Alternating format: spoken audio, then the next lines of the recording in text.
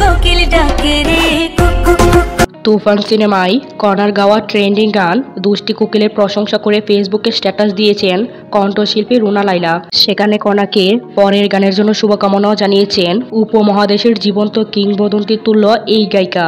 15 জুলাই রাতে ফেসবুকে রুনা লায়লা এক স্ট্যাটাসের মাধ্যমে জানিয়েছেন কয়েকদিন আগেই তুফান সিনেমাটি তিনি দেখেছেন।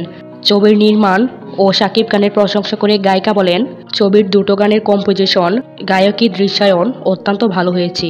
দুটো গানই বেশ ভালো হয়েছে, তবে আমার বেশি ভালো লেগেছে দুষ্ট কোকিল।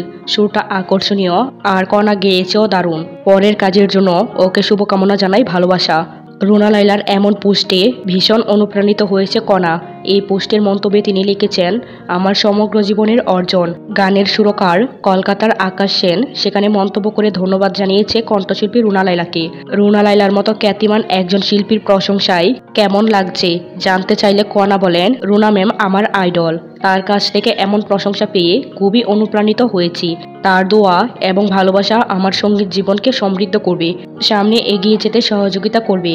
ঈদুল আজহায় মুক্তি পাওয়া তুফান সিনেমায় দুষ্ট কোকিল গানটি বিশেষভাবে শ্রোতাদের প্রিয় গান হয়ে ওঠে। এর আগে ইমরানের সঙ্গে দ্বৈত কণ্ঠে কণার গাওয়া দিল দিল দিল গানটিও ভীষণ জনপ্রিয়তা পায়। তার স্বীকৃতি হিসেবে এরই মধ্যে জাতীয় চলচ্চিত্র পুরস্কারও পেয়েছেন সঙ্গীত শিল্পী কণা।